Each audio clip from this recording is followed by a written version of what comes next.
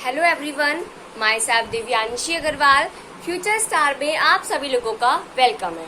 आज हम लेकर आए हैं क्लास 10th के लिए बायोलॉजी का लाइफ प्रोसेस चैप्टर का नेक्स्ट टॉपिक हेटेरोट्रॉपिक न्यूट्रिशन।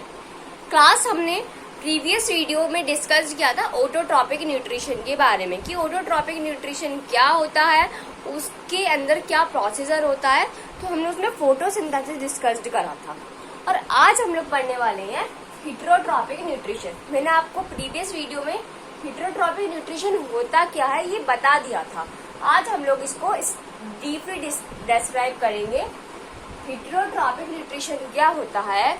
जो ऑर्गेनाइज फूड के लिए दूसरे सोर्सेज पर डिपेंड होते हैं उन्हें हम हेटेरोट्रॉपिक न्यूट्रिशन कहते हैं।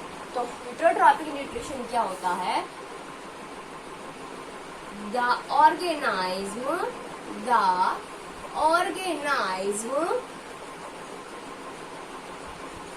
depend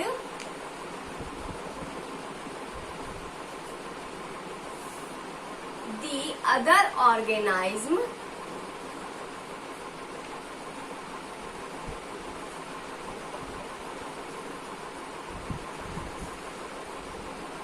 for their food sources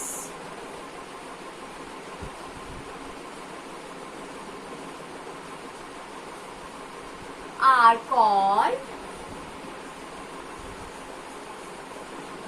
heterotrophic nutrition. समझ में आ गई बात आप लोगों को? Are called heterotrophic nutrition. अब हेटेरोट्रॉपिक न्यूट्रिशन के एग्जाम्पल क्या हो सकते हैं? तो जैसे आपका कैट है, डॉग है, बैक्टीरिया है, लाइस है, specially human beings,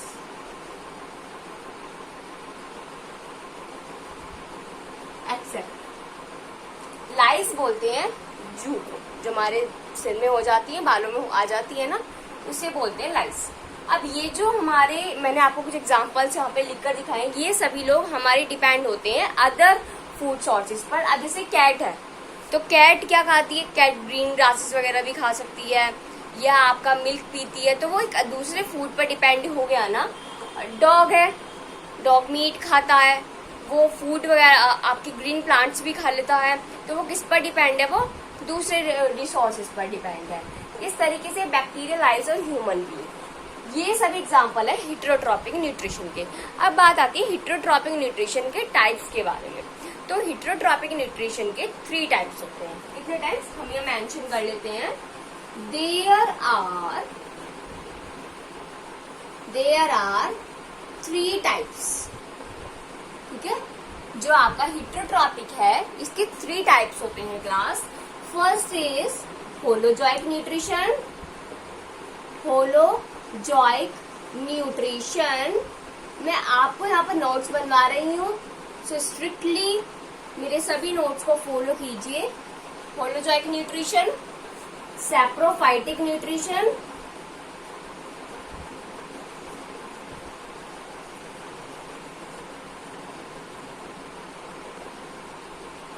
parasitic nutrition. ये 3 टाइप्स होते हैं हमारे हेटेरोट्रॉपिक न्यूट्रिशन के।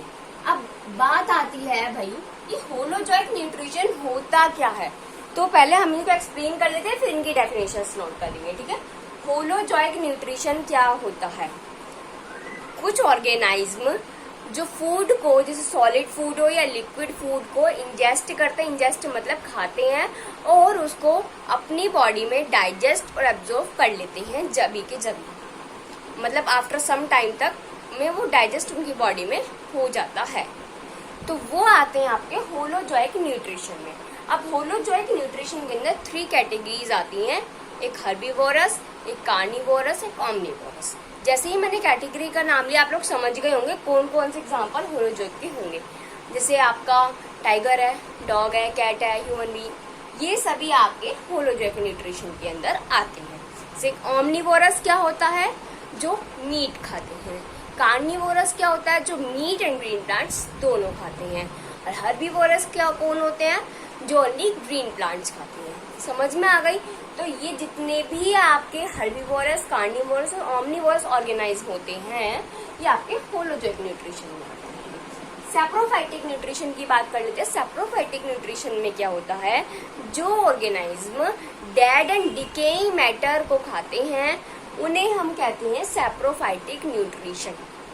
जैसे फंजाई, बैक्टीरिया। आपने देखा होगा आपकी जो ब्रेड है, अगर आप उसको एक बॉक्स में कीप करके रख दो, कैप्ट करके टाइटली पैक करके रख दो, तो क्या होगा, कुछ टाइम बाद आप देखोगे उसके ऊपर फंजाई आ जाएगी।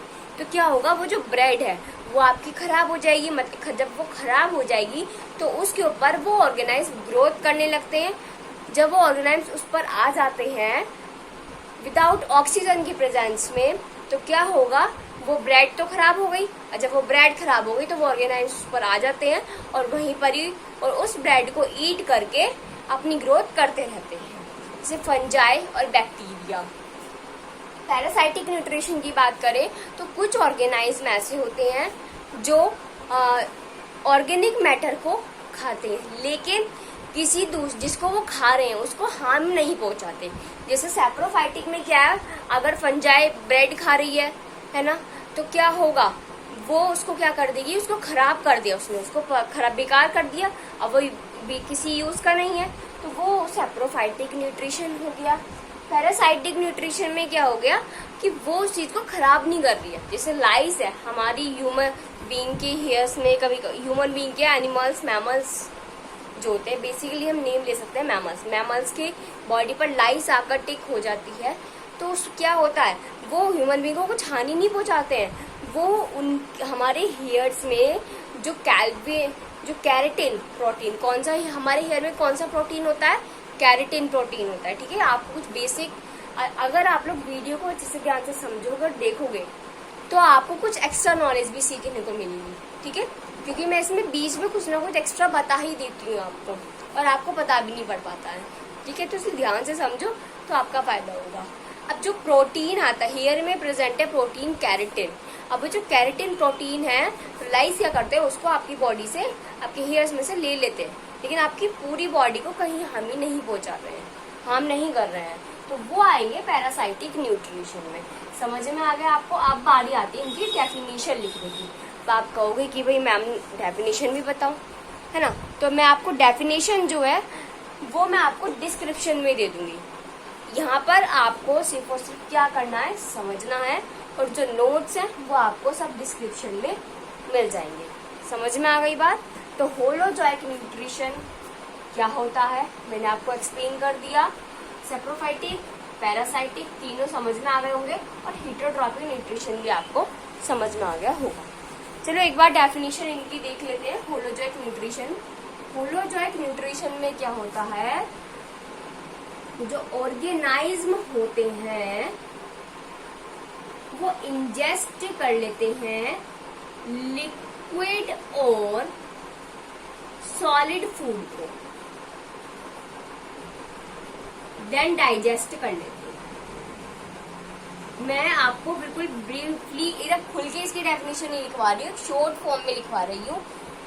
अच्छे से आपको अगर अपने नोट्स प्रिपेयर करने तो मैं डिस्क्रिप्शन में नोट्स आपको प्रोवाइड करा दूंगी, आप वहां से नोट्स अपने बना लेना। ठीक है, तो जो ऑर्गेनाइज्म है इंजेस्ट करते हैं लिक्विड और सॉलिड फूड, देन उसको डाइजेस्ट कर लेते हैं, उसे हम कहते हैं होलोजोइक न्यूट्रिशन। एग्जाम्पल के लिए मैंने लिख दिया जैसे डियर और टाइगर। वैसे भी मैं बोल भी रही हूँ, आपको एक्सप्लेन कर रही हूँ, तो आप हैंड टू हैंड लिख भी सकते हैं। ठीक है, जैसे मैंने बोला उसी को अपनी लैंग्वेज में बनाओ और लिख लो। और होलोजोइक न्यूट्रिशन में आपके कौन कौन से आते हैं, 3 कैटेगरी आती है, omnivorous, carnivorous and herbivorous. Saprophytic nutrition में क्या होता है, जो ऑर्गेनाइज होते हैं वो फीड करते हैं डेड एंड डिकेइंग मैटर। इसको खाते हैं, डेड एंड डिकेइंग मैटर को फीड करते हैं, वो आते हैं सैप्रोफाइटिक न्यूट्रिशन में। एग्जाम्पल की बात ले लेते हैं तो common example fungi and bacteria. ठीक है, फंजाई मैंने लिख दिया यहाँ पे।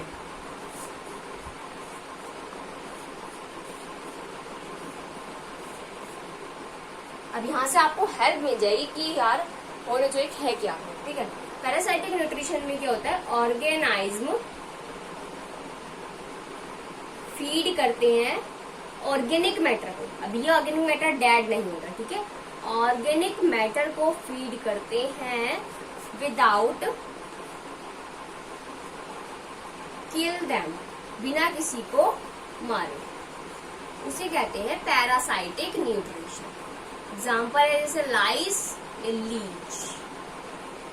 हमारी बॉडी पर लीच चिपक जाते हैं, हमने देखा होगा कुछ वाटर जो बहुत गंदा पानी होता है उसमें ये प्रेजेंट होते हैं। अगर हम उसमें हमारी कुछ बॉडी का कोई पार्ट चला गया तो कभी कभी चिपक जाते हैं पूरी बॉडी पे, ऐसे चारों तरफ चिपक जाता है, बहुत ज्यादा पेन भी होता है। ब्लड ही क्या करते हैं, लीची ब्लड को शक करते हैं, अब ब्लड को खाते रहते हैं और अपनी ग्रोथ को बढ़ाते रहते हैं। लेकिन हमें खतरा नहीं है, हम इनसे मरने वाले नहीं है। अगर धीरे से करके इन लीच को बॉडी से निकाल दिया जाए और जो ऑइंटमेंट होती है वो हम लगा ले तो हमारा वो पार्ट फिर से एकदम पहले जैसा प्रिपेयर्ड हो जाता है, ठीक है। तो पैरासाइटिक न्यूट्रिशन समझ में आ गया। मैंने आपको बहुत सारे एग्जांपल्स के थ्रू कि किस तरीके से हमारी बॉडी को किल करते हैं, किस तरीके से हम उनसे बच सकते हैं, मैंने आपकी को सारी चीजें इसमें एक्सप्लेन करती हैं। समझ में आ गई बात। तो आज का ये टॉपिक था हमारा हिट्रोट्रॉपिक न्यूट्रिशन। किसी को कुछ भी समझ में ना आए तो कमेंट सेक्शन में कमेंट करके मेरे से अपने सारे डाउट्स क्लियर कर लीजिएगा और अपने फ्रेंड्स को इस वीडियो को भी शेयर कर देना ताकि उन्हें भी कुछ एक्स्ट्रा नॉलेज मिल जाए आपके साथ साथ। क्योंकि विद्या जो है एक ऐसा धन है जो बांटने से बढ़ता है। अगर आप उसे अपने पास कलेक्ट करके रखोगे तो वो बढ़ेगा नहीं, अगर आप उसको बांटोगे तो वो आपके पास और बढ़ता चला जाएगा। समझ में आ गई बात। So all the best for board examination preparation and video को लाइक, शेयर और सब्सक्राइब जरूर करना है आप लोगों को। Thank you and have a nice day. Note down this.